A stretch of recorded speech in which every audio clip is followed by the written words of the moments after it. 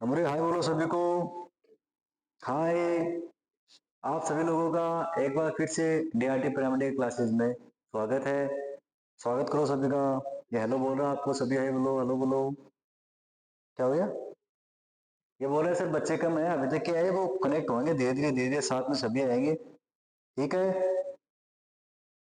ये बोल रहा है कि सर इसको दुख हो रहा है, जो इसका फ्रेंड है वो थोड़ा सा क्या उसकी तबीयत खराब है, उसका बिछावड़े का एक पैर है, जो एक पैर है उसका वो नहीं है, उसकी वजह से थोड़ा सा दुख हो रहा है इसको। ठीक है। जम जम जम जम जम जम जम जम जम जम बैठ जा यहीं पे बैठ, तू यहीं पे बैठ, कुछ बाद में बात करते हैं अपन लोग, चल ठीक है। Hi friends. अब देखो, अपन लोगों का टॉपिक चल रहा है एक्सरे ट्यूब, और आज अपने एक्सरे ट्यूब के बारे में पढ़ेंगे कि एक्सरे ट्यूब के अंदर हील इफेक्ट होता है, और नंबर कौन सा होता है, लाइफ फोकल प्रिंसिपल प्रेजेंट होता है। सबसे पहले अपन लोग पढ़ेंगे हील इफेक्ट के बारे में, इसके बारे में, साथ में एक्सरे प्रोडक्शन के बारे में पढ़ लेंगे, इसके बारे में पढ़ेंगे एक्सरे प्रोडक्शन के बारे में। ठीक है।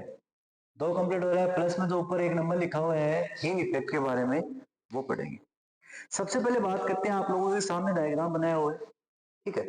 इसके अंदर क्या है, जैसे एक्सरे ट्यूब होती है उस प्रकार से पूरी पूरी एक्सरे ट्यूब बनाई गई है। ये कैथोड है, ये एनोड है, ये ग्लास एनवलप है, ये विंडो है जो बेरिलियम धातु की बनी है। यहाँ पे क्या लगा होता है, कोलिमेटर लगा होता है। अब देखना एक चीज दिखाते हैं आपको। सबसे पहले बात करते हैं हील इफेक्ट। हील इफेक्ट कर क्यों रहे हैं? हील इफेक्ट की सबसे बड़ी दिक्कत यह है कि जो एक्सरे इंटेंसिटी है, क्या है बच्चों, एक्सरे इंटेंसिटी मतलब क्या है, तीव्रता।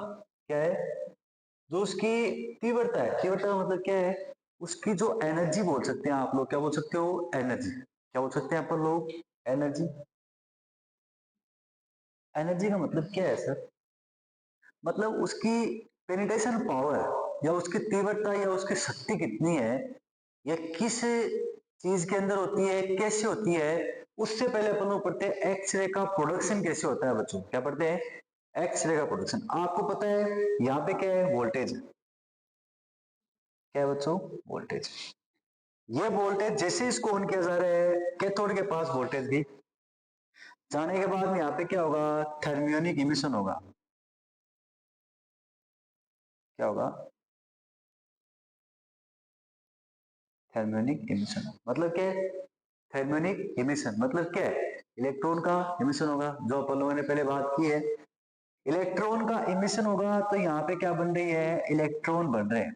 अरे क्या बन रहे हैं, इलेक्ट्रॉन बन रहे हैं। इलेक्ट्रॉन बनने का मतलब इलेक्ट्रॉन निकल रहे हैं। अब जैसे जैसे इलेक्ट्रॉन बाहर निकल रहे हैं, ये आगे की तरफ क्या करेंगे, गति करेंगे।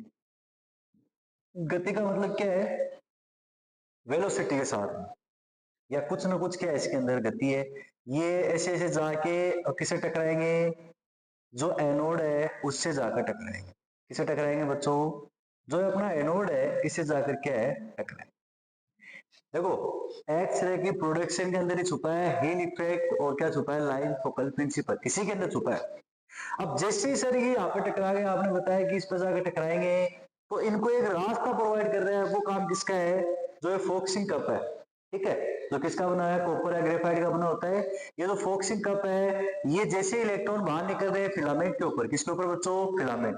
कैथोड के अंदर दो पार्ट होते हैं, अपने बात की थी, फिलामेंट और फोक्सिंग कप। फोक्सिंग कप क्या कर रहा है, ये जो ये रास्ता जा रहा है, ये जो रास्ता जा रहा है, रास्ते का मतलब क्या है बच्चों, ये जो सामने आप लोगों को दिखाई दे रहा है, इससे बाहर नहीं जा रहा है। आपको पता है अगर ये नहीं होगा तो क्या होगा बच्चों, जो ये इलेक्ट्रॉन है ये इस साइड में जा सकते हैं, इस साइड में जा सकते हैं। तो इनको रोकने के लिए क्या यूज में देते हैं, फोक्सिंग कप रहते हैं, तो क्या करते हैं, स्ट्रेट सीधा रास्ता प्रोवाइड करता है। ये सर अपन लोगों ने पिछली क्लास में बात की थी इसकी भी। ठीक है। ये आपको नॉर्मली फास्ट समझाने के लिए। ये टंगस्टन प्लेट है जो टंगस्टन की बनी हुई है। ठीक है। और ये क्या है, एनोड है। एनोड वाला जैसे कॉपर की एनोड पूरा ही है। ये क्या है, उसके अंदर दसा हुआ है, कॉपर का बना होता है, ग्रेफाइट का बना होता है। अब देखना, अपन बात करें लाइफ फोकल प्रिंसिपल की, उससे पहले बात करें एक्स-रे का प्रोडक्शन।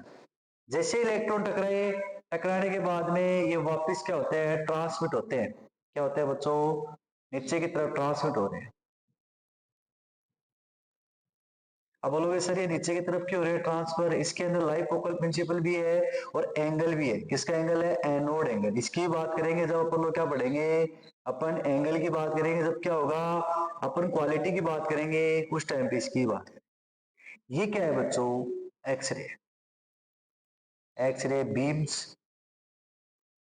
क्या बोल सकते हैं? X ray beam. इलेक्ट्रॉन आ रहे हैं, इससे टकरा रहे हैं, टकराने के बाद नीचे जो एक्सरे, नीचे जो एंगल के साथ में बन रहा है वो क्या है? X ray beam. ये समझ में आ गई? ये तो है एक्सरे प्रोडक्शन। अब देखना बच्चों, अपन लोग क्या करते हैं, थोड़ा सा समझदारी, समझदारी का मतलब क्या, थोड़ा सा नॉर्मल सा डायग्राम बनाते हैं। हाँ सर बनाइए। अपन सबसे पहले बात करते हैं हील इफेक्ट की। मान लीजिए इलेक्ट्रॉन है, ये भी इलेक्ट्रॉन है, ये भी क्या इलेक्ट्रॉन है, ठीक है। ये सेम है प्रोसेस, यही प्रोसेस दिखेंगे अपन लोग दोबारा। ये जा रहे हैं, ठीक है, और ये इलेक्ट्रॉन किससे टकरा रहे हैं? अपने एनोड से टकरा रहे हैं। समझ में आ गई? टकराने के बाद में ये मान लो ऐसे हो रहा है, ठीक है। तो इसमें क्या होता है, जैसे मान लो ये एनोड है, ठीक है। यहां से एक तो ये टकरा के निकल रही है, ये टकरा के निकल रही है, एक ये टकरा के निकल रही है, तीन एक्सरे बीम निकल रही है। आप इमेजिन करो, मैंने यहाँ पे चार बना दिया, तीन मान लो। तो इसमें क्या होता है, जो कैथोड की तरफ होगी इस तरफ होगी, और एक इस तरफ होगी, ये एनोड की तरफ है। एक क्या है, कैथोड की तरफ है एक्सरे बीम है। ये क्या है? X ray beam. जो कैथोड की तरफ एक्सरे बीम होगी उसकी इंटेंसिटी क्या होगी? इंटेंसिटी क्या होगी? हाई होगी। मतलब क्या है, उसकी एनर्जी हाई होगी। क्या होगी बच्चों? एनर्जी हाई होगी। इस सॉरी, एनर्जी लो होगी, हाई नहीं होगी बच्चों। एनर्जी क्या होगी? लो होगी। सॉरी, क्या हो गया, थोड़ी सी गलती होगी। एनर्जी क्या होगी? लो होगी। एनर्जी बोल सकते हैं, ठीक है। जो इसकी इंटेंसिटी है वो क्या होगी? ज्यादा होगी। इसकी क्या होगी? लार्ज होगी। क्या? एनर्जी। ये क्या है? हील इफेक्ट है। मतलब क्या, जैसे एक्सरे का प्रोडक्शन हो रहा है, अब इसके बाद समझते हैं इस साइड में क्या है, कैथोड है, ये क्या है, एनोड है। कैथोड की तरफ एनर्जी क्या होगी बच्चों? ज्यादा होगी, और इसकी तरफ एनर्जी क्या होगी बच्चों? कम होगी। मतलब क्या है, हील इफेक्ट, वो हील इफेक्ट, ऐसा हील इफेक्ट या हील इफेक्ट वो होता है जब इलेक्ट्रॉन एनोड पर आकर टकराते हैं। जब इलेक्ट्रॉन एनोड पर आकर टकराते हैं, टकराने के बाद में एक्स रे का प्रोडक्शन होता है, और एक्स रे का प्रोडक्शन होने के बाद में जिसकी एनर्जी ज्यादा होती है, तो किसकी तरफ होती है? कुछ तो दोस्त आपको पता है, इसके अंदर भिन्न भिन्न प्रकार की एक्स रे उत्पन्न हो रही है, तो वो सभी तो एक जैसी एनर्जी के साथ में नहीं है। आपको पता है यहाँ पे मान लो कि 100% एनर्जी लेके आए, कोई क्या है कम इलेक्ट्रॉन है जो कम खाता पीता है, कोई ज्यादा खाता पीता है, कोई क्या ज्यादा दौड़ता है, कोई मोटा है वो दौड़ नहीं पाता है मैदे से, और कोई क्या है पतला है वो बढ़िया दौड़ता है, उसमें स्टेमिना है। कहीं में क्या तो कमजोर होता है, कहीं वो मोटा ताजा होता है वो ज्यादा काम करता है। उसी प्रकार से इसमें मान लो कि अलग अलग प्रकार के क्वालिटी निकल रही है। मान लो सबसे बीच वाला है, इसकी जो क्वालिटी है उसके अंदर 100% एनर्जी है, मतलब कि एकदम बढ़िया एनर्जी, एकदम तंदुरुस्त है। तो जैसे जैसे अपन लोग इसकी तरफ बढ़ेंगे, किसकी तरफ बढ़ेंगे? कैथोड की तरफ। किसकी तरफ बढ़ेंगे? कैथोड की तरफ। इसमें क्या इसमें क्या होगा? ऐड होगा। ऐड का मतलब क्या है? 100, 100, इसके अंदर एक भी ऐड हो सकता है, दो भी ऐड हो सकता है। मतलब क्या है, कैथोड की तरफ जैसे जैसे चलेंगे तो एनर्जी का मान बढ़ेगा। या जो मिडल अपन लोग मान के ले सकते हैं कि मान लो इसकी जरूरी नहीं है कि सर इसी के लो, आप इसके आगे और मान लो इसकी ले लो 100 है, तो जैसे आगे बढ़ोगे 110, 120, इसकी एनर्जी बढ़ती जाएगी। और इस साइड आओगे तो एनर्जी क्या होगी बच्चों? कम होगी। मतलब क्या है कि मान लो ये कैथोड है, इस कैथोड से टकरा कर एक्स-रे बीम निकल रही है। कितनी निकल रही है? 3 निकल रही है। ये मिडल वाली है, इसकी एनर्जी 100% है, तो जो एनोड की तरफ होगी उसकी एनर्जी तो क्या होगी? कम होगी। इंटेंसिटी का मतलब क्या है? उसकी जो पावर है वो कम होगी। और जो कैथोड की तरफ आएंगी उसकी पावर क्या होगी बच्चों? ज्यादा होगी। इस प्रोसेस को क्या बोलते हैं? हील इफेक्ट बोलते हैं। तो हील इफेक्ट क्या है? ऐसी प्रोसेस है जिसके अंदर जैसे ही अपन लोग इलेक्ट्रॉन जाकर टकराते हैं किससे? कैथोड से, एनोड से टकराने के बाद में इमिशन होता है किसका? एक्सरे का। तो कैथोड की तरफ जो इमिशन होगी एक्सरे बीम, उसकी इंटेंसिटी ज्यादा होगी किसके कंपेयर में? एनोड की तरफ जाएंगे उसकी कंपेयर में। तो इसी प्रोसेस को क्या बोलते हैं? हील इफेक्ट बोलते हैं। हील इफेक्ट क्यों करते हैं, या क्या होता है हील इफेक्ट के अंदर? हील इफेक्ट के अंदर सर एक्स रे बीम की इंटेंसिटी का पता चलता है, उसकी पावर का पता चलता है। समझे मेरी बात को? ये क्या है अपनी हील इफेक्ट। अब बच्चों हील इफेक्ट की तो बात हो गई, अब अपने को पढ़ना है लाइव फोकल प्रिंसिपल। किसके बारे में पढ़ना है बच्चों? Live focal principal.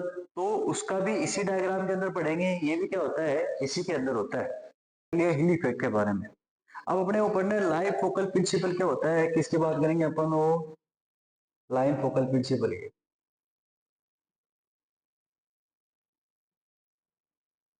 अब देखो इसकी बात करते हैं। मैंने बताया कि आपको इतना पता चल गया है कि ये क्या है, कॉलीमीटर है। अपन लोगों ने हील इफेक्ट का पढ़ लिया। हील इफेक्ट क्या होता है? मैंने बताया इलेक्ट्रॉन आ रहे हैं, इससे आके टकरा रहे हैं, यहाँ पे टकराया, यहाँ पे टकराया, और किसका फॉर्मेशन हो रहा है? एक्सरे का फॉर्मेशन हो रहा है। अपन लोगों ने ये भी बात कर ली। इसी के अंदर छुपा हुआ है लाइव फोकल प्रिंसिपल। इसमें क्या होता है, जैसे मान लो यहाँ पे इलेक्ट्रॉन आ रहे हैं, जो त्वरित इलेक्ट्रॉन है या एक्सेलरेशन इलेक्ट्रॉन है, जो त्वरित हो रहे हैं, जो लगातार अपनी गति से आ रहे हैं, यहाँ पे टकरा रहे हैं, यहाँ पे टकरा रहे हैं, इस चीज को तो बोलते हैं एक्चुअल फोकल स्पॉट। मतलब क्या ये एक्चुअल में यहाँ पे टकरा रहे हैं, ठीक है, एक्चुअल फोकल स्पॉट। उसके बाद बात करते हैं, सर ये तो समझ में आ गया, ये यहाँ तक होता है। ये होता है इफेक्टिव फोकल स्पॉट।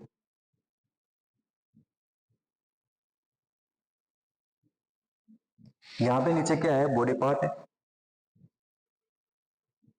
मतलब क्या है, जितना एरिया ये आएगा बॉडी के ऊपर उतना ही क्या होगा, इफेक्ट करेगा। समझ गए मेरी बात? इसको बोलते हैं एक्चुअल फोकल स्पॉट, इसको बोलते हैं इफेक्टिव फोकल स्पॉट। समझ में आ गया?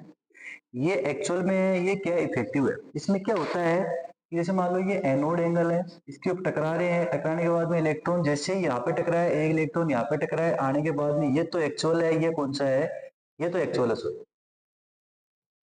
और ये कौन सा है, इफेक्टिव है। ये दोनों क्या है, इफेक्टिव फोकल स्पॉट है, वो कौन सा, एक्चुअल फोकल स्पॉट है। इसमें क्या है, angle of live focal principle क्या है, जब अपन लोग इलेक्ट्रॉन जाकर एनोड पर टकराते हैं तो उसमें क्या होता है, एंगल होता है। एंगल से क्या बनता है, मैंने बताया इंटेंसिटी बनती है। मतलब क्या है, एंगल जैसे ज्यादा एंगल एनोड की तरफ जाएगा उसकी एनर्जी क्या होगी, कम होगी, कैथोड की तरफ जाएगा उसकी एनर्जी क्या होगी, ज्यादा होगी। ये चीजें तो अपन लोगों ने इसमें पढ़ी है। अब देखो मैं बोल रहा हूँ कि जैसे ये एंगल बन रहा है, जितना ये पार्ट कवर करता है उसको बोलते हैं इफेक्टिव फोकल स्पॉट, और जितना पार्ट जहां से इलेक्ट्रॉन आ रहे हैं वो बोलते हैं एक्चुअल फोकल स्पॉट। मतलब क्या है, ये ए से लेके बी तक ये तो क्या है, ए बी है, ये तो क्या है, एक्चुअल फोकल स्पॉट है। और जितना ये सी और डी वाला है ये कौन सा है, इफेक्टिव फोकल स्पॉट है। अब बोलोगे सर इफेक्टिव फोकल स्पॉट है, focal spot, line focal spot principle क्या है? तो बच्चों जितना ज्यादा इफेक्टिव फोकल स्पॉट कम होगा, ये कम होगा, उतनी क्या है, इमेज की शार्पनेस अच्छी होगी। मतलब क्या, ज्यादा होगा तो ज्यादा पार्ट कवर होगा, इस इमेज की क्वालिटी खराब आएगी। समझे मेरी बात? तो सर इसको और इसको, ये जो प्रोसेस हो रही है इसको बोलते हैं लाइव फोकल प्रिंसिपल। मतलब क्या है, एक्चुअल फोकल स्पॉट और इफेक्टिव फोकल स्पॉट को ही क्या बोला जाता है, एनोड के ऊपर बनने वाले एंगल की वजह से एक्चुअल फोकल स्पॉट और लाइव जो इफेक्टिव फोकल स्पॉट बनता है उसी को क्या बोलते हैं, लाइव फोकल प्रिंसिपल के नाम से जानते हैं। ये तो बात है। ये तो क्या कर रहा है एक्चुअल के अंदर, ये क्या कर रहा है, इसको इफेक्ट कर रहा है। बच्चों साथ साथ में देखो इसके अंदर दो नाम मोस्टली लिखे जाते हैं, एक तो होता है लार्ज फोकल स्पॉट एरिया, एक होता है स्मॉल स्मॉल एरिया। ये क्या है सर, अगर ये बॉडी पार्ट स्मॉल होगा, अगर ये बॉडी पार्ट बिग होगा, स्मॉल होगा या बड़ा होगा। अगर स्मॉल होगा तो ये एरिया भी क्या होगा, बिग होगा। क्या होगा, बिग होगा। अगर ये क्या है, कोलिमेटर, मतलब क्या, जैसे मान लो इस साइड से एक्सरे बीम निकल गई तो मेरे को कितनी एक्सरे बीम चाहिए, तो मैं क्या करूंगा, इसको इतना ही खोलूंगा। मेरे को क्या इतनी एक्सरे बीम चाहिए तो इतना ही खोलूंगा। जो इस कोलिमेटर का काम क्या होता है, कोलिमेटर का मतलब क्या होता है, ये कोलिमेटर क्या करता है, कोलिमेशन करता है। मतलब क्या, कितना एरिया कवर करना है, कितनी दूर में एक्सरे देनी है, उसको डिटेक्ट करता है। मतलब मान लो यहाँ से निकल रहा है, यहाँ से एक्सरे निकल रही है तो इसकी साइज इतनी रखनी, तो इसको क्या कर देगा, ये ऊपर से नीचे से यहाँ तक ला देगा। इसकी साइज इंक्रीज करें तो क्या कर देगा, बड़ा कर देगा। अब मान लो इतना पार्ट है और आपको इस पार्ट की एक्सरे करनी है, तो आपको पता है इतनी जगह चाहिए, तो इसके लिए क्या करेगा, ये उतने को पूरे को कवर कर देगा और इतने बड़े पार्ट को खोल देगा। तो उसको बोलते हैं स्मॉल फोकल स्पोर्ट। मतलब क्या, स्मॉल बॉडी पार्ट को कवर करने के लिए कोलिमेटर या कोलिमेशन की जितनी साइज होती है या कोलिमेटर के द्वारा जितनी साइज की जाती है उसको बोलते हैं स्मॉल फोकल एरिया। मतलब क्या, उस एरिया से ओनली स्मॉल बॉडी पार्ट की इमेज की जाती है। बिग जो लार्ज फोकल स्पॉट एरिया होता है उसको क्या बोलते हैं, जितने जितने लार्ज फोकल एरिया होगा उसके अंदर क्या होगा, जितनी बड़े एरिया होगा बॉडी का उतना बड़ा अपन फोकल स्पॉट लार्ज करना पड़ेगा, जिससे क्या होगा पूरा पूरा बॉडी पार्ट कवर हो जाएगा। उसके अलावा देखो अपन लोग एक चीज और देखते हैं बच्चों, इसी के अंदर बात कर लेते हैं अपन लोग, ठीक है। हाँ सर बताइए, तो सुनिए ध्यान से। आप लोग पढ़ाई के लिए कुछ ही बोलना मेरे को, आप मेरे को बताना क्या है क्या नहीं है, सर हमें ये समझाइए। तो आप क्या करेंगे, इस क्लास के अंदर होगा तो ठीक है, नेक्स्ट क्लास में समझाएंगे। अगर नेक्स्ट में नहीं है, कोई टॉपिक होगा नया तो उसको टॉपिक बना के समझाएंगे। मान लो अब देखो इसके अंदर क्या होता है कि इफेक्टिव फोकल स्पॉट एरिया होता है, सबसे बड़ी बात है sir, effective focal spot area है,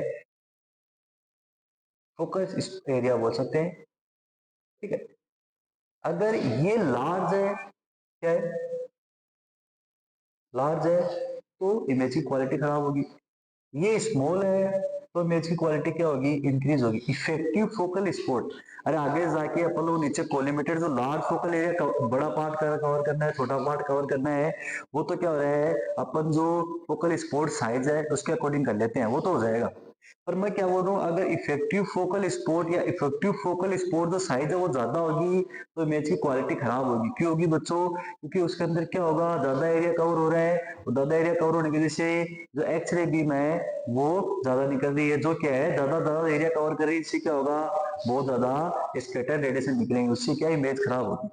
उसके अलावा बात करते हैं सर और क्या है, मान लो इसके अंदर क्या होती है, जो एनोड की लाइफ है उसमें भी इफेक्ट पड़ता है। कैसे पड़ता है देखो बच्चों, जैसे मान लो ये तो है एक्चुअल फोकल स्पॉट, ठीक है, ये तो क्या है बच्चों, एक्चुअल फोकल स्पॉट है। और ये कौन सा है जो आपको डॉट डॉट में दिखाई दे रहा है, ये भी एक्चुअल है, ये भी एक्चुअल है। ये तो क्या है, स्मॉल एरिया है, मैं ऐसे डिनोट कर रहा हूँ। ये क्या है, बिग एरिया है, मैं बी से डिनोट कर रहा हूँ। एक्चुअल फोकल स्पॉट बिग होगा तो इफेक्टिव फोकल स्पॉट, जैसे ये ज्यादा होगा तो ये भी ज्यादा होगा, ये कम होगा तो ये भी कम होगा। तो इसमें क्या लिखा गया है कि स्मॉल फोकल स्पॉट एरिया या small focal spot, actual focal spot मान लो या लार्ज मान लो, वो क्या है, जितना ज्यादा होगा ये मोस्टली क्या है, एंगल। अब देखो इससे क्या होगा, मैं बात कर रहा हूँ एनोड की लाइफ की, इसकी बात करूँ बेटा, एनोड की लाइफ की।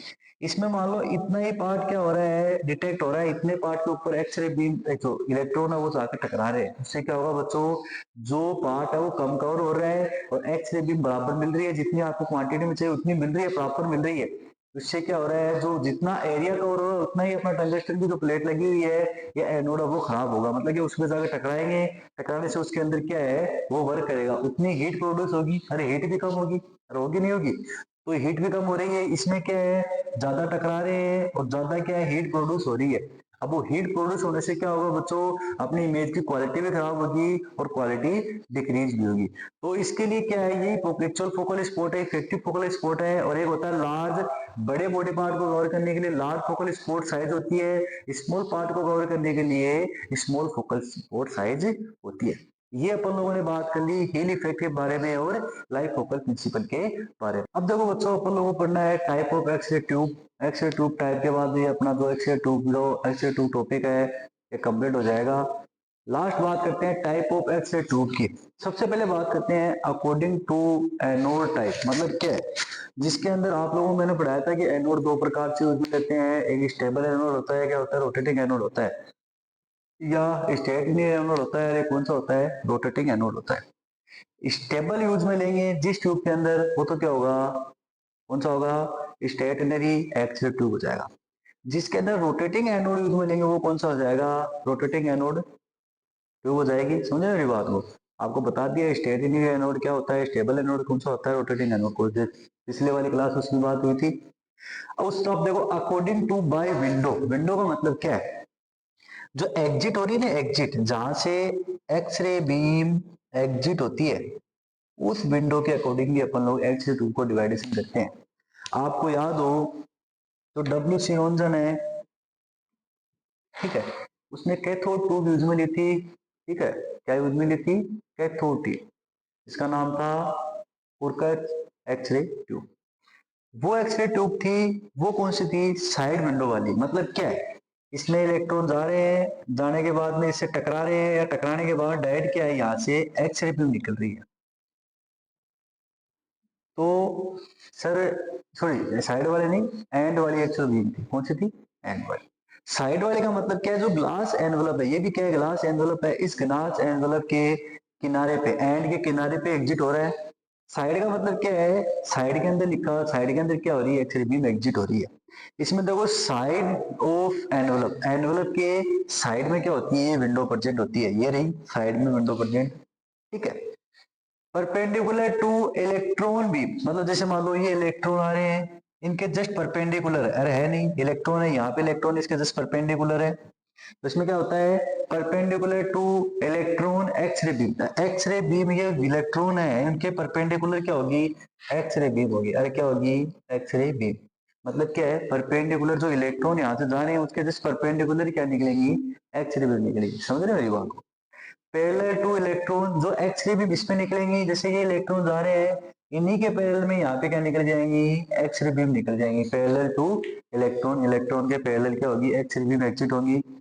रिफ्लेक्टिव टारगेट यूज, मतलब क्या है, ऐसा टारगेट मटेरियल यूज में लिया जाता है जो इलेक्ट्रॉन को करता है, रिफ्लेक्ट करता है। अरे करा नहीं करा बच्चों, ये रिफ्लेक्टिव है। General radiography city dental primary, primary use कहाँ पे हुआ, जनरल रेडियोग्राफी में यूज में ले रहे हैं, सिटी में यूज में ले रहे हैं, और डेंटल रेडियोग्राफी में भी यूज में। इसमें क्या है, ट्रांसमिट यूज, मतलब क्या है, इसमें ओनली इतना ही टारगेट मटेरियल यूज में लिया तो क्या कर सकता है, ट्रांसमिट कर सकता है, क्या, इलेक्ट्रॉन को एक्स रे में ट्रांसमिट कर सकता है, उसको रिफ्लेक्ट नहीं कर सकता। क्यों, क्योंकि देखो उसके नीचे लिखी हुई है थिन टारगेट, मतलब उसका टारगेट क्या होता है, पतला होता है। जो टारगेट मटेरियल होता है वो पतला सा होता है, उसके अंदर ज्यादा मोटाई नहीं होती है।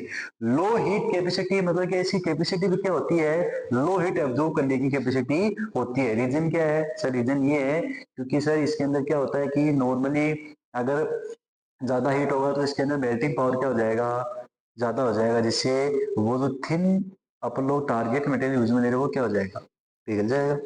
इसमें क्या है, हीट, हाई हीट कैपेसिटी होती है, इसका मतलब क्या है सर, इसकी कैपेसिटी क्या है, हाई है। उसके बाद में देखो एक्स आर ई, ठीक है, एक्सरे रेडियोग्राफी फ्लोरोस्कोपी, मतलब क्या, कंटिन्यू कई बार क्या होता है कि एक्सरे का प्रोडक्शन होता रहता है, उसके अंदर फ्लोरोस्कोप भी पहले यूज में लेते थे। उसके अंदर कौन सा, ये एक्सरे ट्यूब यूज में लेते थे, जिसमें क्या था, कंटिन्यूसली क्या बन रही है, एक्सरे बीम मिल रही, ना कोई एंगल की रिक्वायरमेंट है, लगातार क्या एक्सरे बीम निकल रही है, कोई भी एंगल की रिक्वायरमेंट नहीं है। उसके बाद देखो जो इंडस्ट्रियल एरिया होता है उसमें यूज में लेते हैं। अब बोलोगे सर इंडस्ट्रियल एरिया में कैसे, अब मान लो कोई मशीन है, वो बहुत ज्यादा कॉस्टली है, ठीक है दोस्तों, बहुत ज्यादा क्या है, कॉस्टली है। अब आपको उसके अंदर कोई पार्ट खराब हो गया, उसके अंदर कोई दरार है पार्ट के अंदर, वो दरार आपको दिखाई नहीं दे रही है, आपको पता है इसके अंदर क्या है, दरार है, उसको आप खोलोगे या उसके पार्ट को बाहर निकाल नहीं सकते। क्यों, क्योंकि क्या है, आप जिस इंडस्ट्रियल एरिया के अंदर हो, जिस कंपनी के अंदर हो, या जिस जिस जिस कंपनी के अंदर आप काम कर रहे हो, उसमें क्या है, बहुत ज्यादा वर्कलोड है, आप उसको बाहर नहीं निकाल सकते। तो आपको उसको चेक करना है कि दरार कहाँ पे और कैसी है। तो उस टाइम पे भी ये जो अपन लोग एंड वाली एक्सरे ट्यूब होती है उसका यूज में लेते हैं। उसमें क्या होता है, वो क्या है, अपने को एक दरार की शेप से दिखाई दे जाती है। क्यों, आपको पता है मेटल क्या करता है, एब्जॉर्ब करता है रेडिएशन को, और जहां पर दरार होगी वहां पर मेटल उसको क्या नहीं करेगा, एब्जॉर्ब नहीं करेगा, और उसकी इमेज मिल जाएगी। कब मिलेगी, थोड़ी क्या हो सकती है, इमेज जो अपने को उसके कंपेयर में थोड़ी कम मिल सकती है, और अपने को इमेज मिल जाती है उसके। ये है विंडो के अकॉर्डिंग, ये है एनोड के अकॉर्डिंग। अब नंबर थर्ड बात करेंगे एनवलप, एनवलप मतलब क्या, ग्लास के अकॉर्डिंग बात करेंगे। नंबर थर्ड भी कौन सा होगा, ग्लास के अकॉर्डिंग। कौन सी, टू एनवलप, एनवलप का मतलब जो ग्लास पर लगा हुआ है उसके अकॉर्डिंग डिवाइडेशन होता है एक्सरे ट्यूब का। सबसे पहला है ग्लास एनवलप, पायरेक्स ग्लास, जो मैंने आपको पढ़ा दिया है। ग्लास क्या होता है, पायरेक्स ग्लास उसके अंदर मोस्टली यूज में लेते हैं, जो क्या है बोरोसिलिकेट या पायरेक्स का बना होता है, मोस्टली कॉमनली यूज में लिया जाता है सब, चाहे जनरल हो चाहे कोई भी एक्सीडेंट हो, उसमें मोस्टली यूज में लिया जाता है।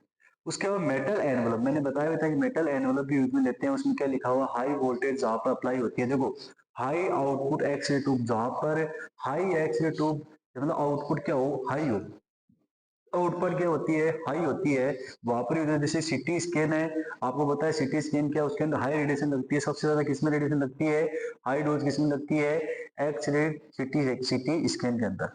एंजियोग्राफी में भी क्या लगती है, रेडिएशन लगती है, ठीक है। तो वहां पर अपन लोग मेटल क्या लेते हैं, जो एनवलप होता है वो ट्यूब यूज में ली जाती है। उसके बाद सिरेमिक एनवलप मतलब क्या, जहां पर सिरेमिक सिरेमिक देखो, सिरेमिक टाइल का नाम सुना है, ठीक है। सिरेमिक अपन मिट्टी का बना लेते हैं कई बार। ये क्या होती है, इंसुलेटर होता है। इंसुलेटर का मतलब क्या है, चालक नहीं होता है विद्युत का, क्या होता है कुचालक होता है, जिसके अंदर विद्युत की नहीं होती है, परवाह नहीं होती है बच्चों।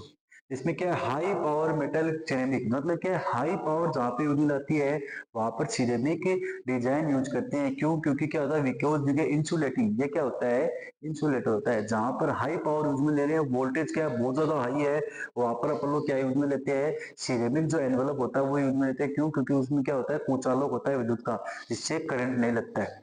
उसके बाद देखो इसका एग्जाम्पल क्या है, इंडस्ट्रियल जो एरिया होता है एनडीटी, ये क्या होता है सर, मैंने आपको पहले बताया था। जैसे मान लो आपको कि इंडस्ट्रियल एरिया के अंदर हो, वहां पर कोई मशीन है, उसको बिना खोले या उसके अंदर कोई दरार है जो आपको दिखाई नहीं दे रही है, अंदर बीच में दरार है, तो उसको सीन करने के लिए भी अपन लोग एक्सरे ट्यूब यूज में ले रहे थे। आपको याद हो तो कौन सी, एंड विंडो वाली, जिसमें डायरेक्ट क्या निकल रही है, एक्स रे बीम निकल रही है, टकरा रही है ना, कोई रिफ्लेक्ट हो रहा है, डायरेक्ट क्या निकल रही है, एंड विंडो। तो उसको कवर करने के लिए भी क्या यूज में लेते थे अपन लोग, सिरेमिक जो जो एनवलप होता है उसको कवर, ऊपर कवर करने के लिए होता है, वो क्या होता है, सिरेमिक एनवलप होता है।